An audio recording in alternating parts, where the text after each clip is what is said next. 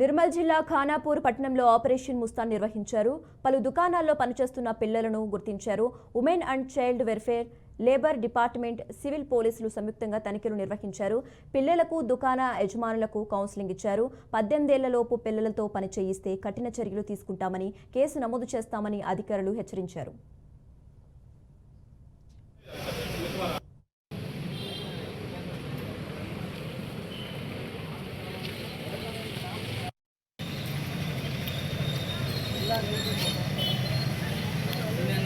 లోపల గేట్ అయిపోయింది దుకాణంలో ఉన్న